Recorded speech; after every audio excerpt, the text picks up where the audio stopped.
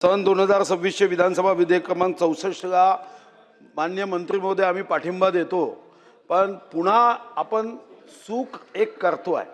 अध्यक्ष महाराज चूक काय करतोय? अध्यक्ष महाराज हे बिल केलं की अतिशय पवित्र स्थान रामटेक आहे, कारण महाराष्ट्रात जिथं जिथं प्रभू रामाचा स्पर्श झाला त्यामध्ये नाशिकची पंचवटी असेल, रामटेक असेल आणि अध्यक्ष महाराज प्रभू रामाची आजी राजा आजची पत्नी इंदुमती ही विदर्भ कन्या आहे। अध्यक्ष महाराज यामध्ये फक्त तुम्ही वकील आहात, एक गोष्ट बदलवणं आवश्यक आहे। तुम्ही सदस्य करतात त्याच्यात तुम्ही स्वतः राहणार आहात, नगरपालिका अध्यक्ष राहणार आहात, पण बाकी अशासकीय सदस्यांसाठी ज्या तुम्ही नियम इथं लावलेत त्यामध्ये दोन नियम बदलवले पाहिजे। एक, नैतिक अधपतनाचा अंतर्भाव असणाऱ्या कोणत्याही अपराधाकरता फौजदारी न्यायालयाने दोषी ठरविल्यानंतर, आता तुम्हालाही माहित आहे, तुम्ही वकील आहात, मी जरी LLB आहे, मी गेलो नाही कोर्टात, पण अध्यक्ष महाराज दोषी ठरवल्यावर म्हणजे काय, म्हणजे तो सदस्य त्याच्यावर गुन्हा असला नैतिक अधपतनाचा तरी तुम्ही त्याला ठेवणार, कारण तुम्ही कंडिशन मध्ये काय म्हणताय, दोषी ठरवल्यावर। आता दोष ठरवण्यासाठी तर 50 वर्ष लागतील, तोपर्यंत इकडे मंदिरात तो गडबड करेल। दुसरं, समितीच्या सदस्याने पद धारण केल्यावर तिने आपले कर्तव्य पार पाडताना गंभीर गैरवर्तणूक केल्याबाबत ती दोषी असल्याचे आढळून आले आणि त्या संदर्भातील शिक्षा झाल्यावर, मला आपल्याला व्यक्तिगत विनंती आहे की आरोप जरी झाला तरी आपण प्रभू रामाच्या मंदिराचं विश्वस्त मंडळ बनवतोय। मा सीतेच्या संदर्भात फक्त शंका घेतली, अग्निपरीक्षा दिली, तेव्हा प्रभू राम असं म्हणाले नाही कोर्टाचा निर्णय येऊ द्या, कोर्टाने दोष दिल्यावर आम्ही करू। तुम्ही सदस्यत्व काढताना कोर्टाने दोषी ठरवल्यावर, कोर्टाने, अरे एकाने जरी बोट उचललं की हा या राम मंदिराच्या विश्वस्त संस्थेमध्ये आगाय, प्रेमापोटी आगाय, कधी कधी तुम्हाला माहिती आहे आज तुमच्यासारखा सज्जन अतिशय उत्तम मंत्री आहे, आमदार आहे, उद्या नाही आलेत तुम्ही आणि एक चुकीचा माणूस निवडून आला, त्याचे चमचे इथं बसतील। या कायद्यामध्ये कृपया प्रभू रामाच्या कोणत्याही कायद्यामध्ये पळवाट ठेवू नका। तुम्ही हे मान्य करा की मा सीतेवर शंका घेतल्या बरोबर जसा त्यांना अग्निपरीक्षा द्यावी लागली, काय कोणी काय ठेका घेतलाय का की मीच बसेन तिथं विश्वस्त म्हणून? त्याच्यावर गुन्हा दाखल झाला रे झाला तर कोर्टाच्या शिक्षेची वाट पाहायची नाही, FIR झाल्याबरोबर त्याचं विश्वस्त ट्रस्टी पद जाईल। नाहीतर प्रभू राम हे आपल्याला अशा आणि राम असणाऱ्या लोकांना तिथं सेवा करण्याची संधी देणं हे या कायद्याची पळवाट आहे। आणि म्हणून मंत्री महोदय तुम्ही अभ्यासू व्हा, जाणकार आहात, तुम्ही कार्यक्षम आहात, पण तुमच्या हातून हे पातक प्रभू रामाचं होता कामा नये ही काळजी घेऊन एवढी सुधारणा मान्य करावी की FIR झाली की नो ट्रस्टी, एवढं का।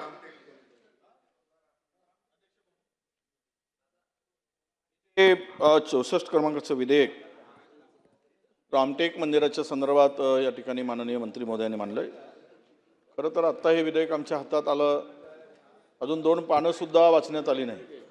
तुमचा हेतू शुद्ध आहे यावर आमचा विश्वास आहे, पण आता अलीकडे रामाच्या नावाचा वापर करून जे जे काही चाललं आहे, प्रभू रामचंद्राचं नाव, त्यामुळे सगळीकडे शंकेचं वातावरण निर्माण झालं आहे। तुम्ही राजा हरिश्चंद्र आहात हे सगळ्यांना माहीत आहे, कारण तुम्ही देणारे आहात, घेणारे नाही। पण आता हे बिल आणत असताना या बिलामधील प्रावधान जे काही अध्यक्ष महोदय केले गेले, यामध्ये खरं तर एवढ्या घाईघाईत शेवटच्या दिवशी हे बिल आणायची आवश्यकताच नव्हती। तुम्ही 15 दिवसाचं अधिवेशन, आपला 3 आठवड्याचं अधिवेशन झालं, 15 दिवस आपण काम करतो इथे आणि 13 दिवस, आणि खरं म्हणजे आज अशासकीय कामं करून घेण्याचा दिवस होता, आम्हाला न्याय देण्याचा दिवस होता, तर तुमच्याकडून ती अतिशय आमची नेहमीच आहे।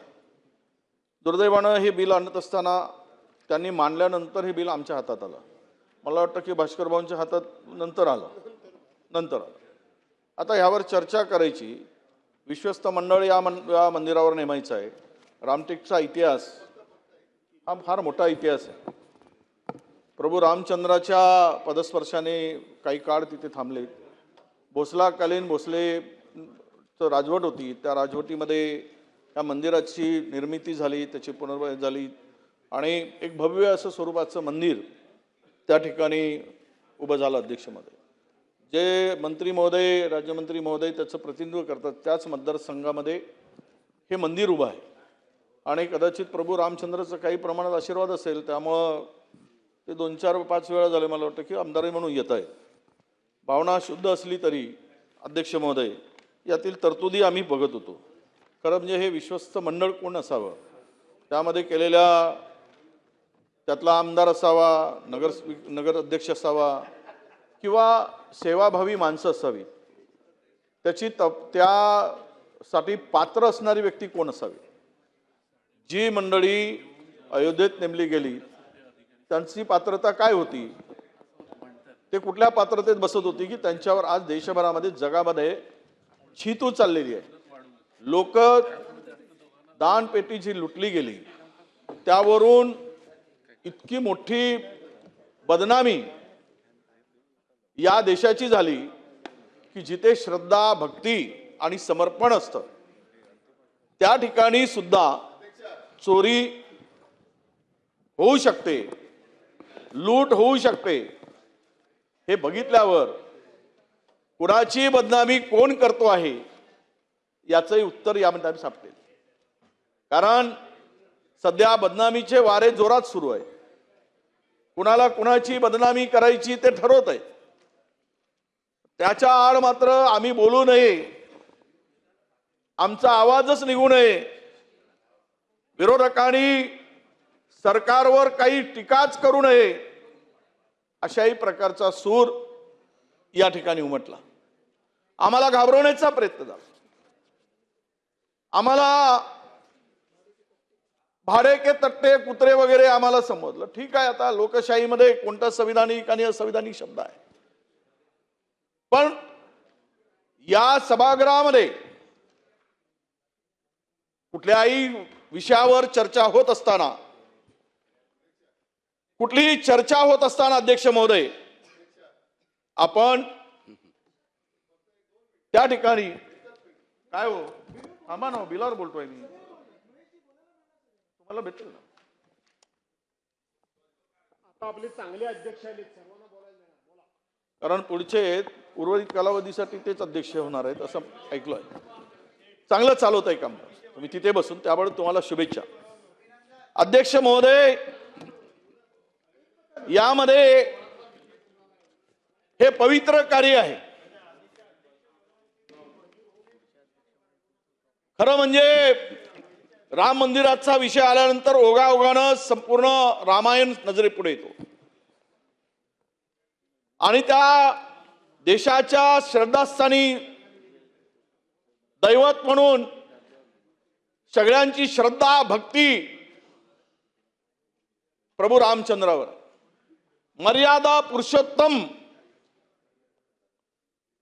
तो रामायण जर आपण पाहिला अध्यक्ष महोदय, वाल्मिकी रामायण असेल, तुलसी रामायण असेल, अनेक 100 माझ्या माहितीप्रमाणे काही 26-24 भाषेमध्ये रामायण लिहिलं गेलं. लिहिणारे अलीकडचे त्या रामायणाचं फार मोठ्या प्रमाणामध्ये विद्रुपीकरणही झालं, पण खरा रामायण होता तो वाल्मिकी रामायण होता. कधी प्रभू रामचंद्रांनी वाल्मिकी रामायण वाचल्यानंतर जात, पात, धर्म, पंथ यावर कधीच उच्च नीच शूद्र कधीच यावर प्रभू रामचंद्राच्या लेखी विचारात भेदभाव नव्हता. तो भेदभाव पूर्ण जर आपण वाल्मिकी रामायणातले काही उदाहरण दिले तर प्रभू रामचंद्र कोण होते असं म्हणतात, करणी करे सो नरका नारायण हो जाय असं म्हणतात. कारण करणी म्हणजे कर्तृत्व आणि कर्तृत्वातून माणसाचा देव होतो. नर म्हणजे माणूस, नारायण म्हणजे देव. कर्तृत्वातून या पृथ्वी तलावर आलेला प्रत्येक माणूस त्याला देवाचं रूप प्राप्त होतं. आणि तो देवरूपानं प्राप्त झालेला माणूस आपल्याला पूज्यस्थानी असतो. प्रभू रामचंद्राचं कार्य असेल, छत्रपती शिवरायांचं कार्य, परमपूज्य डॉक्टर बाबासाहेब आंबेडकरांचं काम, महात्मा ज्योतिराव फुलेंचं, ही सगळी महापुरुष होऊन गेली, त्यांच्या कर्तृत्वाने देवस्थानी गेली. आणि प्रभू रामचंद्राचा इतिहास तर त्यापेक्षा मोठा आहे. पण त्याच प्रभू रामचंद्राच्या भूमीमध्ये माणसाला माणसाशी लढवताना मी पाहिलं अध्यक्ष, धर्माला धर्माशी भांडण लावताना मी पाहिले. महाराष्ट्रामध्ये अलीकडे झालेल्या दंगलीमध्ये 19.7% दंगली महाराष्ट्रात झाल्या आहेत 100%. मी काल परवा एका ठिकाणी वाचलं, खरं आहे ते कळेल. म्हणजे तणाव निर्माण झाला. ज्या भूमीनी अनेक महान नेत्यांना घडवलं, महापुरुषांना घडवलं. अध्यक्ष महोदय, हे बिल आणत असताना इथे भत्त्याचा उल्लेख झाला. कशाला पाहिजे भत्ता? जर तुम्ही प्रभू रामचंद्राच्या सेवेकरी आहात, बैठकीला येताना जाण्या येण्याचा प्रवास कशाला पाहिजेत? अशा माणसाची निवड करा ना, की जो भत्ता घेणार नाही. प्रवास भत्ता, गाडी पत्ता, म्हणजे लोकांच्या दानपेटीतून, लोकांनी दिलेल्या श्रद्धेपोटी आलेल्या पैशातून हे विश्वस्त धन भत्ता घेतील. तुम्ही त्याला भत्ता देणार आहात, भत्त्यासाठी येतील. म्हणजे गरिबांनी दिलेलं दान, श्रद्धेने दिलेलं दान, भाविकांनी दिलेलं दान, हे भत्तासाठी जर घ्यायचं असेल तरी विश्वस्त मंडळ का नेमता तुम्ही? सांगा, याची काय गरज आहे हे विश्वस्त मंडळ नेमायची? अरे श्रद्धेनी, समर्पित भावनेनी हे नेमले पाहिजेत. हे तर असं झालं आहे, ऊर्जा निर्मिती वाढायसाठी कोळशाला स्वच्छ करायचा आणि त्या कोलवाशिरीवाल्यांना पैसे द्यायचे.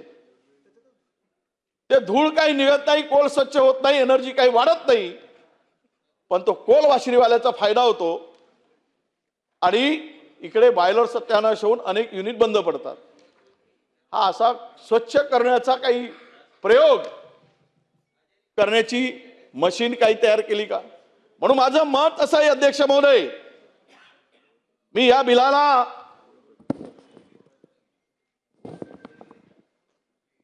वर चर्चा करताना, माझं मत मांडताना तुम्ही आम्हाला संधी दिली. प्रभू रामचंद्र, त्यांचा विश्वास, विचार, प्रभू रामचंद्राचा कार्यकाळ खूप मोठा आहे. ते वाचल्यानंतर आपल्या सगळ्यांना कळेल काय म्हणत असतील हो प्रभू रामचंद्र. प्रभू रामचंद्राचे सेवक बजरंगबली, हनुमानजी ज्यावेळेस दानपेटीतून वेदना झाल्या असतील, तर काल परवा मला स्वप्न पडलो, बजरंगबली दिसलेत, हातात गदा घेऊन रागाने बघत होते. इतक्या जोरात राग होता त्यांचा. स्वप्नामध्ये आता आम्ही बघतोय चोरी बिरी, तर तेच रात्री दिसतं स्वप्नात, जे काय दिवसा घडतं त्याची प्रतिकृती. त्या बजरंगबलीने हातात गदा घेऊन अयोध्येच्या दिशेनं चोरी करण्याचा शोध घेताना मला दिसले. आणि ते शोधत होते. नशिबानं त्या ठिकाणी हे सगळे विश्वस्त नव्हते. अटल बिहारी वाजपेयी साहेबांनी भाषण करताना असं म्हटलं होतं संसदेत, जब किसी के घर पे चोरी होती है, चोर घुसता है, पालतू कुत्ता भोगता नहीं है, तब यह समझने का कि कुत्ता चोरों को पहचानता है.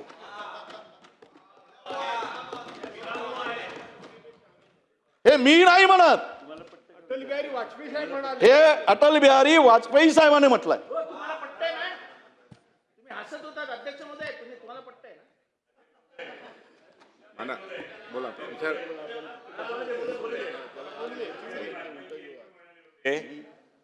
पंगा हमसे लेना, हमारी पार्टी से पंगा लेना, लेकिन राम से कभी पंगा मत लेना. चला चला बिलावर बोलूया.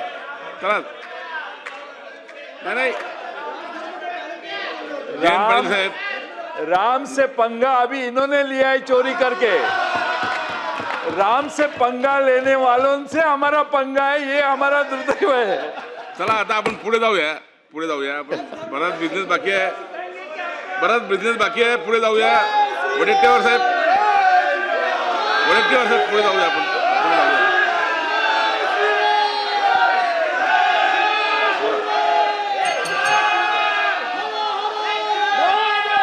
भरपूर वेळ बोला. बोला.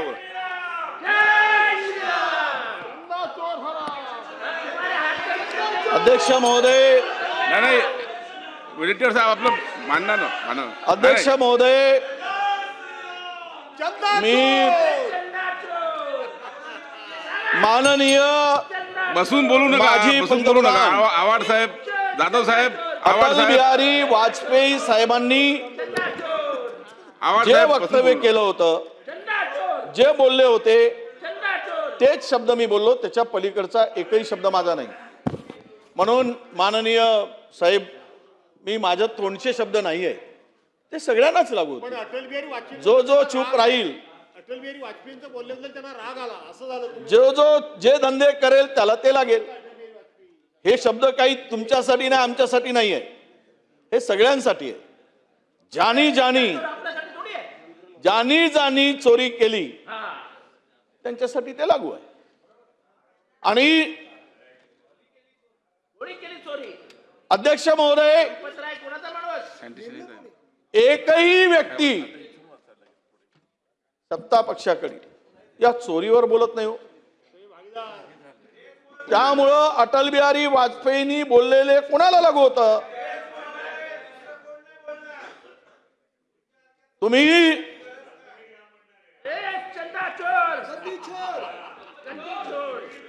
अध्यक्ष महोदय, त्यांनी एकदा म्हणणं लागलं का? त्यांनी पुन्हा काय म्हणणं? मी बजरंग बलीला विनंती करतो, चरणी नतमस्तक होऊन बजरंग बलीला प्रार्थना करतो की तुमचा गदा घ्या. जो चूप आहे या चोरीमध्ये, जो डोळे मिटून आहे, जो सामील आहे, त्याची पाठ अशी फोडा की पुन्हा तो पाठीवर झोपता कामा नये, ही बजरंग बलीला प्रार्थना करतो. अध्यक्ष महोदय, अशी पाठ फोडून काढली पाहिजेत, त्यांची पाठ लाल झाली पाहिजे. देवाच्या नावानं, प्रभू रामचंद्राच्या नावानं जे काही चाललं आहे हे बिलाशीच आहे. या बिलावर जरा काढून पहा, बिलावर काय आहे. राम मंदिर आहे त्यामुळं बिलावर आहे. तुम्ही मला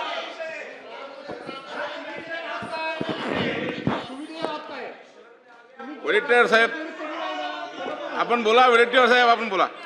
ना अध्यक्ष महोदय, बसून बोलू नका. माझी या सभागृहामध्ये हे बिल आणत असताना रामटेक मधील ह्या पवित्र मंदिराचं बिल, मी मंत्री महोदय तुम्हाला त्यामध्ये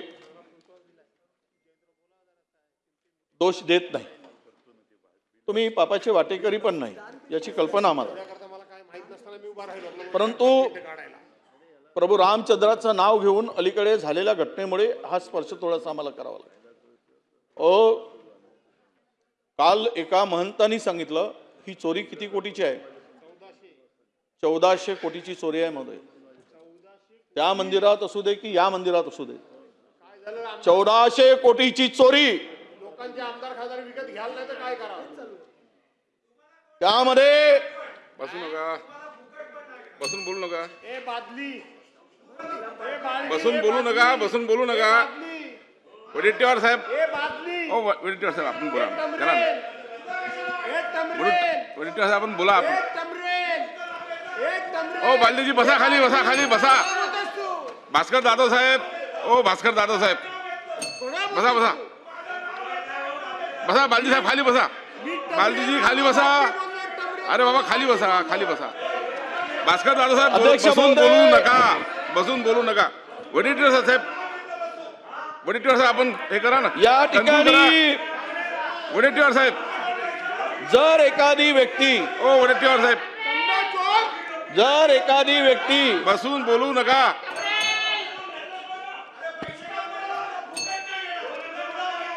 वडेट्टीवार साहेब आपण बोला. मला तुम्हाला विनंती आहे कन्क्लूड करा. बसून कोणालाही बसा कमेंट बसा करू देऊ बसा खाली नका. बसा. हा जर अरे या बसा खाली. नेत्या- बालाजी खाली बसा. बालाजी खाली बसा. मध्ये अध्यक्ष महोदय हा एकूण समितीचे सदस्य संख्येपैकी खाली बसून बोलू जी नका. निवड आहे ओ महेश बालदीजी बसून बोलू नका. भास्करराव, ओ भास्करराव दादा साहेब, यामध्ये वडेट्टीवार साहेब आपण अध्यक्ष conclude करा ना. आणि उपाध्यक्षांच्या आणि त्या ठिकाणी असलेल्या तुम्हाला दुतोंडी चांगलं बोलता येतं, मला चांगलं माहिती आहे. अध्यक्ष महोदय तुम्हाला दुतोंडी ही जी काही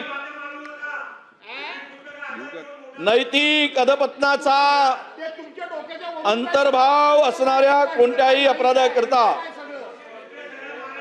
फौजदारी न्यायालयाने तिला दोषी ठरविलं असेल असं म्हटलंय अध्यक्ष महोदय.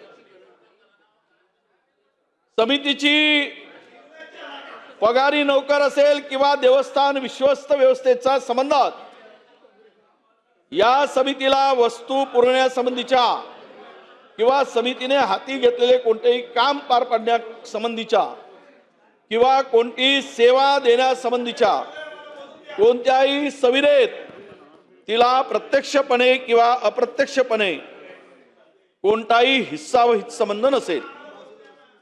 एक अत्यंत चांगला यामध्ये तो समावेश या ठिकाणी तुम्ही केलेला आहे, त्याबद्दल तुमचं निश्चितच चांगलं मत जिथे आहे तिथे चांगलंच म्हणू आम्ही. परंतु सुधीर भाऊंनी म्हटल्याप्रमाणे ज्यांच्यावर आरोप आहेत फौजदारी स्वरूपाचे पण त्याला न्यायालयाने दोषी ठरवले नसेल तर मात्र ज्यांच्या गुन्ह्याची तपासणी करूनच त्यांना त्या ठिकाणी विश्वस्त म्हणून नेमलं पाहिजे अध्यक्ष महोदय. असे कुठलेही अपराधी गंभीर स्वरूपाचे गुन्हे असलेले अशा व्यक्तींना गुन्हा सिद्ध होईचे वाट न पाहता त्याचं सर्टिफिकेट त्याच्यावर कुठलेही गुन्हे नसतील अशा प्रकारच्या व्यक्तीलाच त्या ठिकाणी विश्वस्त म्हणून नेमावं अशी दुरुस्ती या ठिकाणी होईल असं मला वाटतं अध्यक्ष महोदय. यामध्ये तुम्ही उद्देशामध्ये या बिलाच्या जे काही सांगितलं आहे अध्यक्ष महोदय तो उद्देश खरंच साध्य होईल का? उद्देश आणि कारणामध्ये जे काही निवेदन दिलंय यामध्ये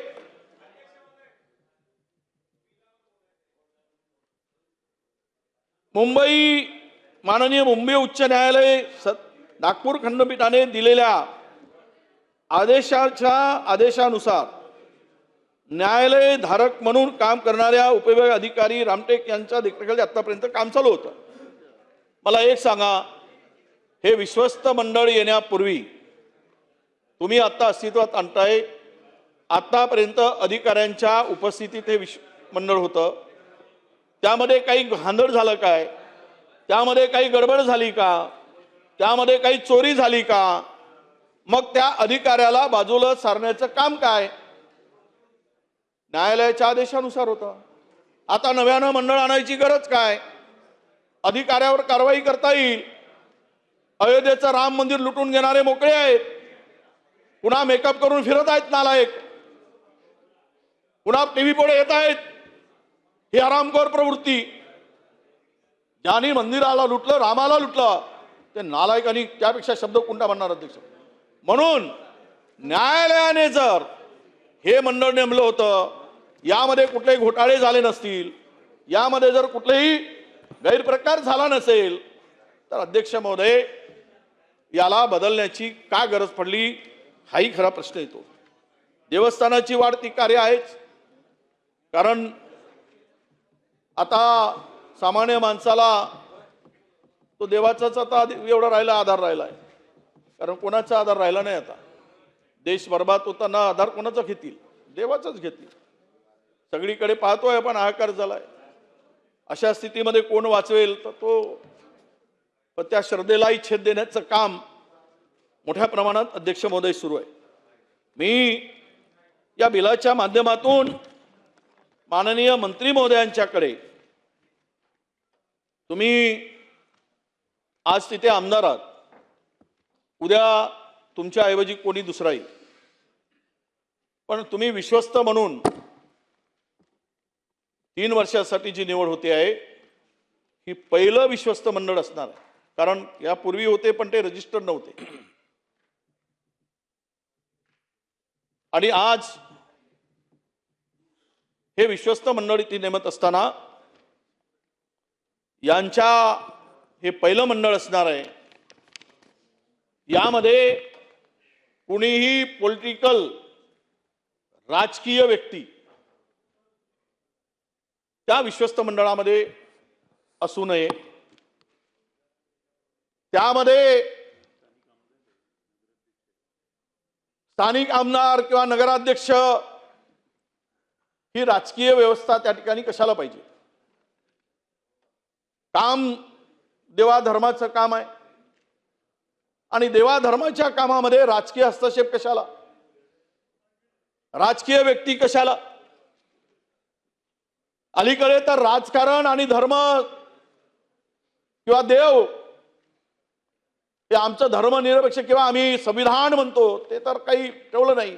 मग हे दोन्ही वेगळ्या बाजू आहेत. दोन्ही श्रद्धास्थानं आमची जी आहेत, भक्तिस्थानं आहेत, त्यामध्ये कुणाचाही राजकीय हस्तक्षेप होता कामा नये. यासाठी मला वाटतं की कोणत्याही लोकप्रतिनिधी तिथे असताना, आणि मी आमदार महोदयांनाही सांगतो, इथे काही कमी जास्त झाले ना तर खापर तुमच्यावर फुटेल. उद्या तुम्हाला बदनाम करतील. खालची काही लोक पाप करतील, त्याच्या पापाचे वाटेकरी तुम्हाला करतील. वाल्याचं वाल्मिकी जसं झालं ना, तर ते वाल्मिकीच वाल्या होईल पुन्हा. त्यामुळे तुम्हाला माझी म्हणजे आमची सूचना आहे. अर्थात बहुमत तुमच्याकडे, तुम्ही ते बिल बहुमताच्या जोरावर मंजूरही करून घ्याल, परंतु यामध्ये कुठलाही राजकीय या श्रद्धास्थानामध्ये, देवालयामध्ये हस्तक्षेप राहता कामा नये असं माझं प्रांजळ मत आहे. आणि त्या संदर्भात मंत्री महोदयांनी तो विचार करतील का किंवा करावं अशी माझी या ठिकाणी मागणी. अध्यक्ष महोदय, अध्यक्ष महोदय, हे एवढं मोठं सुंदर मंदिर आहे. या मंदिराच्या दुरुस्तीसाठी पुरातत्व विभागाचं पूर्णतः नियंत्रण या मंदिरावर आहे. मी जाऊन आलो आणि जातही असतो. खूप तिकडे दुरुस्ती करण्याची आवश्यकता आहे. त्या ठिकाणी त्यांची परवानगी कशी मिळवाल? कारण हे हजारो वर्षापूर्वीचे जे मंदिर आहे, या मंदिराच्या दुरुस्तीचं काम घेणं आवश्यक आहे, दुरुस्ती करणं आवश्यक आहे. आणि ते केल्याशिवाय केवळ दानपेटीचा विनियोग करण्यासाठी विश्वस्त मंडळ राहता कामा नये ना. आलेत, लोकांनी दान दिलं, पैसे मोजलेत, खर्च केलेत, यासाठी हे विश्वस्त मंडळ आहे. पूर्ण मंदिराच्या पुनर्निर्माणासाठी आपण पैसे मिळवले पाहिजे. बघा बावनकुळे साहेबांनी कसं केलंय ते कोराडी मंदिर, काय सुंदर केलं. हजार कोटी तरी नेऊन ते दुरुस्त केलाय. तशी व्यवस्था त्या प्रभू रामचंद्राच्या पदस्पर्शाने पावन झालेल्या भूमीची व्हावी, तर काही त्या विश्वस्त मंडळाला आपण म्हणू उपयोग आहे. आणि तिथल्या पायीची संरक्षणाची जबाबदारी ही आपली असणार आहे. नाहीतर आपण पाहिलंय मंदिराचं भूमिपूजन, मंदिराची स्थापना, मंदिराचं संपूर्ण देवस्थानची स्थापना झाल्यानंतर पूजा, हे सगळं तिकडे प्रभू रामचंद्राच्या अयोध्येमध्ये राजकीय पूर्ण झालं. आणि चोरी झाल्यानंतर मात्र सगळ्यांनी हात वर केला. मी त्याचा भागीदार नाही, मी वाटेकरी नाही.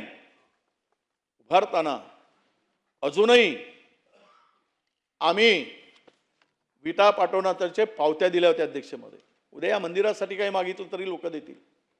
विठा पाठवल्यात, आम्ही दिल्यात पावत्या, आम्ही मिरवणुका काढल्यात. त्यावेळेस अयोध्येमध्ये जाणारे आम्हीच होतो, गेलो. श्रद्धा आहे प्रभू रामचंद्राच्या देवावर आमचा विश्वास आहे. आज आम्ही का गेलो असं म्हणायची पाळी आली. का विटांसाठी काही हिशोब नाही आहे. एका सिंधी कम्युनिटीनी पैसे दिलेत, विटा दिल्यात, चांदीच्या विटा दिल्यात. चांदीच्या एकही विटाचा हिशोब नाही आहे, पावती नाही आहे. हे पावत्या कसे ठेवणार तुम्ही? याचा हिशोब कसा ठेवणार? ते कोषाध्यक्षांनी तिथे कोषाध्यक्ष नेमला. म्हणजे एका कोषाध्यक्षांनी दुसरा कोषाध्यक्ष नेमला आणि त्यांनी म्हटलं की माझा याच्याशी संबंध नाही, मी काही केलं नाही, त्यांनी केलं. तुला कोण नेमायला सांगितलं रे बाबा? तू जर व्हायचं नसतं तर मग दुसऱ्याला नेमायला पाहिजेत. मग असे एकाने नेमून जबाबदारी, कारण मंत्री आहे, आमदार आहेत, उद्या तुम्ही अध्यक्ष आहे, जबाबदारी मोठी आहे त्या विधानसभा क्षेत्राची. तिकडे काही गडबड झाली, काही घोटाळा झाला, उद्या तुम्ही म्हणाल मी तिथे नव्हतोच, माझा संबंधच नाही, कारण मला मी दुसरी उपस्थितच नव्हतो. उद्या जबाबदारी कोणावर फिक्स करायची? कोणावर टाकायची जबाबदारी? ही जबाबदारी ही तुमच्यावर आहे. त्यासाठी हाही विचार अध्यक्ष महोदय या बिलाच्या माध्यमातून आपल्या पुढे अध्यक्ष बन. म्हणून इतक्या मोठ्या प्रमाणात जर हे सगळं होत असेल तर विश्वस्त मंडळाच्या पेक्षा कोर्टाने नेमलेले अधिकाऱ्याचं मंडळ अधिक विश्वासार्थ राहील.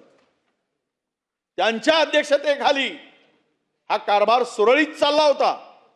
कुठलीही तक्रार नव्हती, कुठलाही आक्षेप नव्हता, कुठलीही चोरी झाली नाही. आणि तरीही त्यांना बाजूला सारून जर आपण हे नेमू तर यांची विश्वासार्हता काय? याचं सर्टिफिकेट कोण देणार? यावर विश्वास, अलीकडच्या झालेल्या घटना बघून यावर विश्वास कोण ठेवणार? हा खरा प्रश्न अध्यक्ष महोदय या बिलाच्या माध्यमातून पुढे येतो आहे. आणि त्यासाठी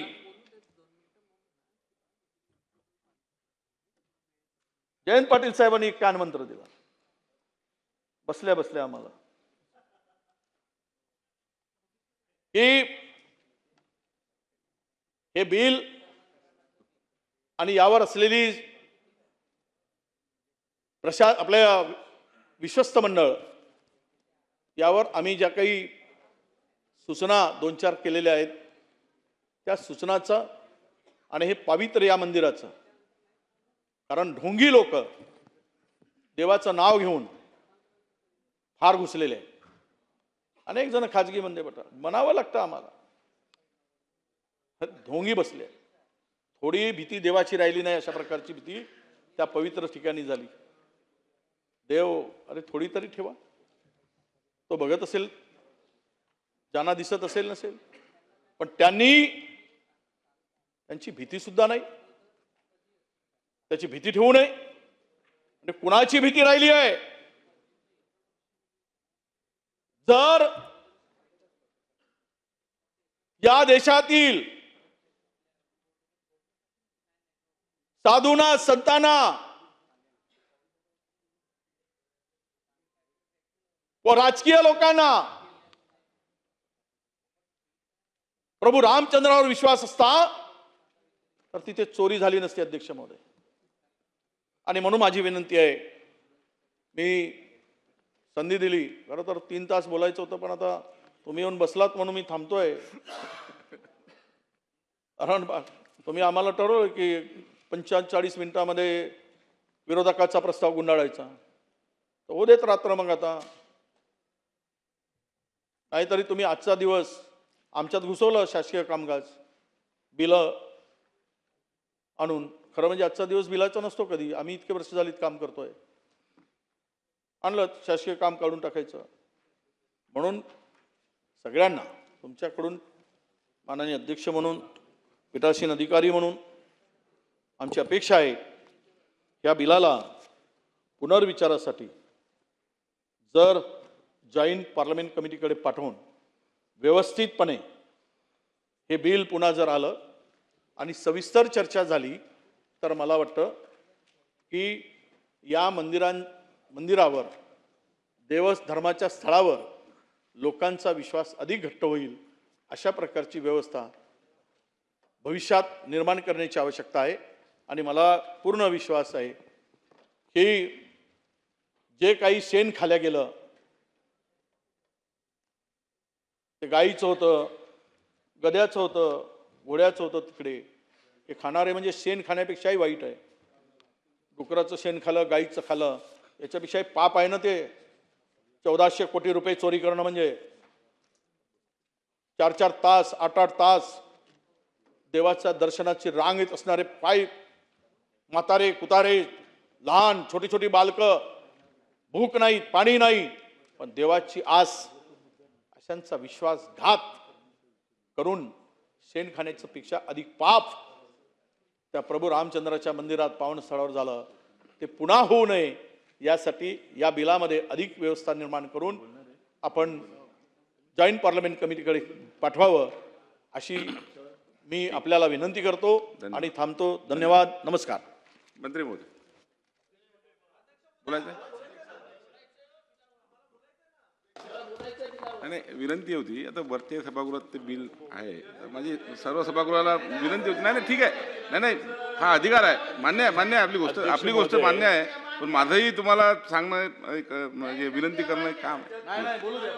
अध्यक्ष महोदय, बोला. अध्यक्ष महोदय, खास ही चर्चा राम मंदिराची ऐकायला स्वतः उपमुख्यमंत्री मागच्या 12 दिवस नव्हते, पण आज इथे येऊन बसलेले आहेत, रामासाठी आलेले आहेत. येस, आज अध्यक्ष महोदय, आपण अध्यक्ष महोदय रामटेकला आता एक न्यास ट्रस्ट तयार करतोय. माझी सूचना आहे, मी काही फार वेळ घेणार नाही. भोसले कुटुंबातला एकच का, तुम्ही 8 जण नेमताय, किमान एक म्हणजे तुम्ही किमान एकच ठेवाल ना, ते थोडी 2 कराल. आत्ताच 2 केलेलं बरं, कारण त्या भोसले कुटुंबाचा आणि या मंदिराचा फार जुन्या काळापासून संबंध आहे. त्यामुळे त्यांना एक काही दिवसांनी ते निघून जाईल, मिळालं नाही म्हणून वगैरे, तर 2चा एक सूचना करावी अशी माझी तुम्हाला सूचना मी करतोय. दुसरं अध्यक्ष महोदय, आपण याचं राजकीयकरण करतोय. विधानसभेचे अध्यक्ष आणि रामटेक शहराचे नगराध्यक्ष यांना या ट्रस्टवर घेऊन आपण नरेंद्र मोदी साहेबांनी तिथे खासदार किंवा आमदार ट्रस्टवर घेतलेले नाहीत. तुम्ही त्यांचे पालन करताय, तर त्यातून काहीतरी बोध घ्या. इथं तर तुम्ही त्या ठिकाणी आमदार आणि नगराध्यक्ष यांना घेताय आणि पुढं म्हणताय की त्यांची रामभक्ती असेल तर त्यांनी तसं ॲफिडेव्हिट करून द्यायचं, मग ते त्याच्यावर ट्रस्टवर येणार. असं काय म्हणजे रामटेक येथील श्रीराम यांची भक्त अध्यक्ष यांना घेताय आणि पुढं म्हणताय की त्यांची रामभक्ती असेल तर त्यांनी तसं ॲफिडेव्हिट करून द्यायचं, मग ते त्याच्यावर ट्रस्टवर येणार. असं काय म्हणजे रामटेक येथील श्रीराम यांची भक्त असेल, समितीचा सदस्य म्हणून नियुक्त केली जाणारी प्रत्येक व्यक्ती ही रामटेक येथील श्रीराम यांची भक्त असेल आणि ती आपल्या नियुक्तीपूर्वी सदस्य म्हणून विहित नमुन्यामध्ये तसे प्रतिज्ञापत्र करून देईल. त्या आमदारांना आणि नगराध्यक्षांना हे आता करतीलच, आता मिळणार आहे म्हटल्यावर कशाला नाही. पण ती आत्ता यापूर्वी रामाचे भक्त होते का नव्हते हा प्रश्न आहे. तुम्ही म्हणून चालणार नाही, आता ते ॲफिडेव्हिट करून देतील. त्यामुळे राजकारणी लोकांना आणू नका, जास्त फ्रॉड होईल. म्हणजे ते अयोध्येचं राम मंदिर मागं पडेल. त्यामुळे आपलं राजकारणाचा इंटरफिअरन्स याच्यात नसावा आणि कुणाची सोय करण्याचा दृष्टिकोन नसावा. अध्यक्ष महोदय, यामध्ये भत्ता सदस्यांना द्यायचा आहे तर असं लिहिलेलं आहे इथं की कर्तव्याशी संबंधित कोणतेही कामकाज चालवण्यासाठी विहित करण्यात येईल असे परिश्रमिक आणि ज्या ठिकाणी अशा सभा आयोजित केलेल्या असतील किंवा कामकाज चालवले जाईल अशा ठिकाणी जाण्याचा तेथून परतीचा प्रवासासाठी विहित करण्यात येईल असा प्रवास भत्ता दैनिक भत्ता व्यवस्थापन निधीतून देण्यात येईल. ही अट जरा काढा. देव तिथं आणि ह्यांनी बाहेर कशाला दौरे करायचे? ते त्या देवाचे भक्त आहेत, ते दुसरीकडे जाऊन मिटिंग घ्यायला लागले तर हे फार सिरियस ऑब्जेक्शन होईल. त्यामुळे हा 6-1 हा मुद्दा तुम्ही तुमच्या सत्सद बुद्धीला पटतं का एवढं मला तुमच्या भाषणात उत्तरात सांगा, नाहीतर काढून टाकू. पण अध्यक्ष महोदय, तिथं ट्रस्टवर असणाऱ्यांच्या फिरण्याची व्यवस्था, त्यांना टूर करण्याची व्यवस्था ह्याच्यात होईल. नाही तर मग लगेच निघेल की ते अयोध्येचं राम मंदिर बघून येऊ, मग तिथं आपण अशी व्यवस्था करू. त्यासाठी माझं हे ऑब्जेक्शन आहे. अध्यक्ष महोदय, ती रामभक्ताचं ॲफिडेव्हिट करणं, आता भक्ती ही ॲफिडेव्हिटने प्रदर्शित करायची व्यवस्था तुम्ही करायला लागलाय. म्हणजे मला नाही वाटत की असं ॲफिडेव्हिट अयोध्येच्या चंपत राय यांनी दिलं असेल. असं दिलेलं नाही आहे. तुम्ही फोन करून उत्तराच्या आधी विचारून घ्या चंपत रायांना की असं काय ॲफिडेव्हिट केलं होतं का तुम्ही. ही अनिष्ट प्रथा तुम्ही भक्तांच्यावर आणताय. तुम्ही राम भक्त आहे, तो हनुमानाला पण मानत असेल, मग दुहेरी निष्ठेचा प्रश्न तयार होईल आणि प्रश्न तयार गंभीर होईल. ही दुहेरी निष्ठा सुरू झाली. हे राम का भी भक्त है और हनुमान का भी भक्त है.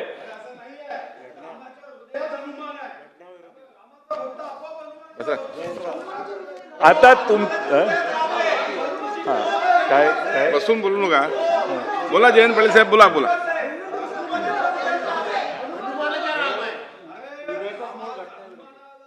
बोला पाटील साहेब, बोला.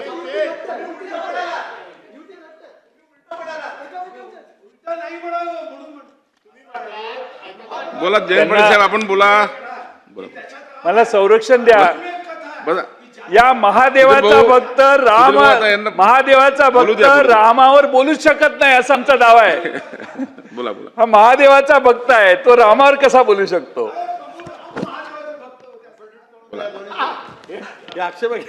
तुम्ही रामाची बरोबरी करताय. सुधीर भाऊ नाही, कुठं निघाले आपण जयंत पाटील साहेब माझ्याकडे पाहून बोला. आपण ओ पाटील साहेब, म्हणजे अध्यक्ष महोदय, आता मी रामभक्त आहे खरं, म्हणजे घटनेच्या विरोधीचे हे सगळं बिल आहे. असं कसं म्हणू शकता की मी या देवाचा भक्त आहे, ह्या देवा, असं घटनेत सर्व धर्म समभाव अशी आपली घटना आहे. ती घटना बदलायचा प्रयत्न केल्यावर काय होतं हे तुम्हाला माहिती आहे. त्यामुळे सर्व धर्म समभावपणा जो आहे तो सर्व धर्म समभावाला छेद देण्याचं काम या तुमच्या बिलात होतंय. अध्यक्ष महोदय, या ठिकाणी आपल्या सगळ्या कामात 19(2) कलम आहे. निधीत जमा होणाऱ्या अर्पण वस्तू, दक्षिणा, भोग किंवा भेट वस्तू किंवा यासारखे तत्सम वस्तू मग त्या रोख रकमेच्या किंवा वस्तूच्या स्वरूपात असोत गोळा करण्याची योग्य ती व्यवस्था करील आणि कार्यकारी अधिकाऱ्यास पुढील अधिकार असतील. अध्यक्ष महोदय, अयोध्येला जे झालं त्यापासून बोध घेऊन जरा अभ्यास करून तिथं नक्की कशी चोरी झाली हे बघून तशी चोरी इथं होणार नाही याची प्रोव्हिजन करून पुढच्या अधिवेशनात हे बिल आणा. फुल प्रूफ अभ्यास केलाय. एसआयटीचा रिपोर्ट यायच्या आधी कसा केला तुम्ही अभ्यास? एसआयटीचा रिपोर्ट यायच्या आधी तुमचा अभ्यास झाला. हीच तर प्रॉब्लेम आहे सगळा. त्यामुळे अध्यक्ष महोदय, माझी विनंती आहे, आपणच आदेश द्याल ना की हे बिल आणा, पण तिकडं कशी चोरी केली चोराने याचा अभ्यास करून तशी चोरी या रामटेकला होणार नाही याची व्यवस्था करण्याची प्रोव्हिजन असली पाहिजे. दानपेटीच्या समोर CCTV असला पाहिजे. दानपेटी उघडली की CCTV असला पाहिजे. जिथं पसरणार आहे दानपेटीचा सगळी नाणी नोटा वगैरे तिथं CCTV असला पाहिजे. आणि त्याची मोजणी करण्याच्या पद्धती याचा काहीच आपण याच्यात उल्लेख केला नाही.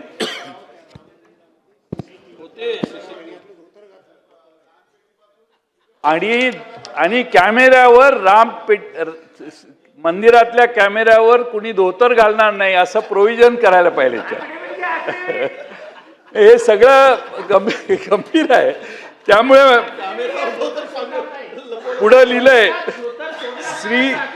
श्रीराम मंदिर देवस्थान विश्वस्त व्यवस्था निधी या नावाने संबोधला जाणारा स्वतःचा निधी असेल विश्वस्त व्यवस्थेकडे आणि तो निधी श्रीराम यांच्या नावाने निहित असेल. याचा अर्थ मला सांगा. श्रीराम यांच्या नावाने निहित असेल. निहित म्हणजे काय याचा अर्थ द्या. निहित हा शब्द जरा मराठी कमी आम्हाला येत असल्यामुळे जरा निहित म्हणजे काय ते एक स्पष्टीकरण द्यावं. आणि अध्यक्ष महोदय, पैसा, जड जवाहरे, सोने, चांदी, रत्ने, पात्रे, भांडी, वस्तू, देवस्थान विश्वस्त व्यवस्थेची इतर जंगम मालमत्ता जशी येईल, माझी सूचना आहे, जशी येईल तसे त्याच दिवशी रजिस्टरमध्ये आलं पाहिजे. त्याच दिवशी तुम्ही ते सगळं गोळा करून मग सोयीनं जर रजिस्टरमध्ये आणलं तर चोरी होण्याचा संभव आहे. आता राम मंदिरातही चोरी होऊ शकते हे अखिल भारताला आता मान्य झालेलं आहे. त्यामुळे इथं रामटेकच्या राम मंदिराला कुणी चोरी करू शकणार नाही याची व्यवस्था तुम्ही करावी एवढी विनंती करतो. सभागृहात जास्त वेळ आपला घ्यायचा नाही, पण माझी विनंती अध्यक्ष महोदय की हे महत्त्वाचं बिल आहे. रामटेकचे आमदार, रामटेकचे नगराध्यक्ष 2 महिने थांबतील, पण अभ्यास करून SITचा रिपोर्ट आल्यानंतर अयोध्येला जी चोरी झाली ती पुन्हा रामटेकला होणार नाही. नाही तर पुढच्या अधिवेशनात परत आम्हाला हा विषय घ्यावा लागेल. अयोध्येचा विषय आम्ही घेत नाही.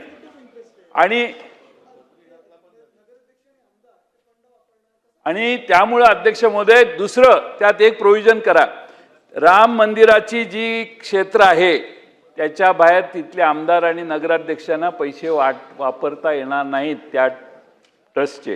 हे करा, नाहीतर रामटेकच्या एखाद्या वॉर्डातला रस्ता करायला ह्या ट्रस्टमधून पैसे घेऊन जाईल तिथला नगराध्यक्ष. त्यामुळं तुम्ही ही प्रोव्हिजन करा, नाहीतर काय लूज असतं सगळंच कामाला लागतात आणि त्यांना तुम्ही ट्रस्टमध्ये प्रवेश देताय म्हटल्यावर काहीही होऊ शकतं. आणि म्हणून माझा या बिलाला शाळेला बाकीच्यांना हे जे आहे ती कमिटी ठरवणार, शाळांना इतरांना जे निधी गोळा होईल तो बाहेर खर्च करायला त्यांना अधिकार दिलेले आहेत असं दिसतंय. त्यामुळे हे सगळं ऑब्जेक्शनेबल आहे. अजूनही सरकारने विचार करावा. रामाचा प्रश्न आहे. राम हा आपल्या सगळ्या देशाला रामराज्य आणण्याच्या कल्पनेतला आपला राम आहे. आणि म्हणून अयोध्येचा राम तुम्ही सांगितलंय, अयोध्येचे भक्त आहेत ते म्हणते तिकडे दार पाठवलं अयोध्येला. ते इकडच्या रामाचे भक्त होऊ शकत नाहीत, कारण तुम्ही असं लिहिलंय याच्यात की रामटेकच्या रामाचा भक्त असला पाहिजे असं त्यात लिहिलेलं आहे, ॲफिडेव्हिट केलं पाहिजे म्हणून. त्यामुळं अशा जरा थोड्या त्रुटी आहेत, गडबड आहे. आणि त्यामुळे माझी विनंती आहे की हे बिल जॉईंट सिलेक्ट कमिटीकडे पाठवावं. सरकारला थोडासा वेळ मिळेल आणि पूर्ण विचारांती आपण हे बिल मांडावं पुन्हा, अशी माझी विनंती आहे.